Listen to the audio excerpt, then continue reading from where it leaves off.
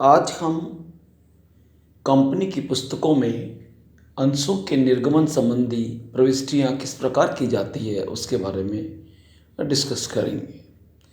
ये आप लोगों ने पूर्व में भी 12th क्लास में पढ़ा होगा कि किस तरह एक कंपनी जब अपने अंशों का निर्गमन करती है तो अपनी बुक्स में किस तरह जनरल एंट्रीज की जाती है, वो कुछ आपने पढ़ा होगा। बट चूँकि फर्स्ट ईयर के कोर्स में जो अभी 2020 का BCom part first university of Kota का सिलेबस है, उसमें भी कंपनीज का काफ़ी पोर्शन है।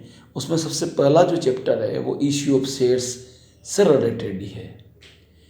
तो उसमें सबसे अहम बात यह है कि जो भी जर्नल एंट्रीज की जाती हैं, सामान्यतया कोई सी भी जर्नल एंट्री हो, वो सामान्य 3 नियम जो जर्नल एंट्री करने के हैं उन्हीं के आधार पर की जाती है।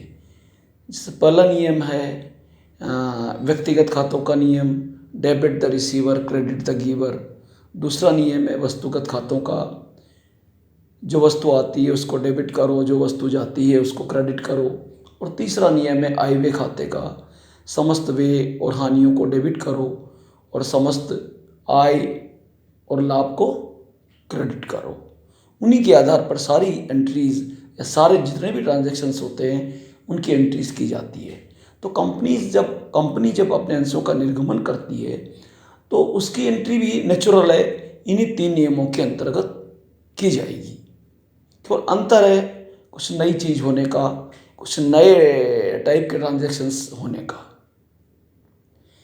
तो जब कंपनी अपने अंशों का निर्गमन करती है तो कंपनी की जो पूंजी होती है उसको अंश पूंजी कहते हैं, पहली बात तो ये।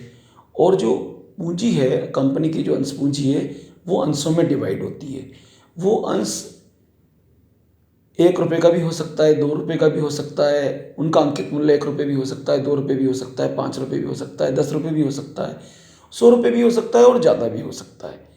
तो जो भी अंश पूंजी डिवाइड होती है वो अंशों में होती है और वो हर जितने रुपए का भी वो अंश होता है वो उन अंशों का अंकित मूल्य कहलाता है। एक से अधिक प्रकार के अंकित मूल्य भी कंपनी के अंशों के हो सकते हैं। तो अंश का मूल्य और कितने अंश ऑथोराइज शेयर कैपिटल में है उसको मल्टीप्लाई करते हैं तो ऑथोराइज शेयर कैपिटल आ जाएगी। तो कहने का मतलब कंपनी की जो पूंजी होती है वो अंश पूंजी कहलाती है और वो अंशों में डिवाइडेड होती है। तो नेचुरल है कि जब कोई भी कंपनी अपने व्यापार करने के लिए, अपना उद्योग लगाने के लिए पब्लिक में अंशों का निर्गमन करेगी तो उसको पैसा उगाना है और पैसा उगाने का जो प्रोसेस है वो कंपनी कानून के अंतर्गत और सेबी के दिशा निर्देशों के अनुसार करना होता है। अब उसमें मान लीजिए किसी कंपनी के अंश का अंकित मूल्य 10 रुपये है और 1 करोड़ अंशों में उसकी ऑथोराइज शेयर कैपिटल विभाजित है, या 1 करोड़ अंश जो है उसके हैं ऑथोराइज शेयर कैपिटल के ऑथोराइज शेयर्स के रूप में। तो 1 crore share into face value 10 रुपये, कुल मिला के ये हो गया 10 करोड़ रुपए की उसकी ऑथोराइज शेयर कैपिटल हो गई। अब जो ये कैपिटल है, मान लीजिए कंपनी ने ऑथोराइज शेयर कैपिटल का मतलब तो होता है कि जो उसके जीवन काल में अधिकतम पूंजी जिसका कि वो निर्गमन कर सकती है। तो जितनी रिक्वायरमेंट होती है उसके हिसाब से ही वो पब्लिक के लिए ऑफर लेके आती है, पब्लिक से पैसा उगाती है अंशों के जरिए।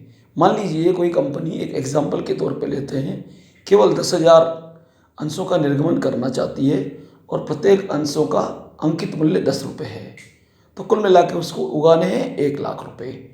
तो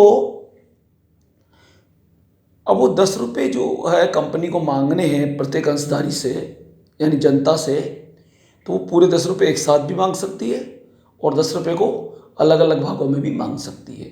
अगर मान लिया जाए कि एक कंपनी को 10,000 अंश पब्लिक के लिए ऑफर करने हैं और प्रत्येक अंश का अंकित मूल्य 10 रुपये है और सारे ही 10 रुपये पूरे के पूरे अंकित मूल्य के बराबर रुपए एप्लीकेशन के टाइम पर ही लेने हैं। तो उस समय क्या एंट्री होगी?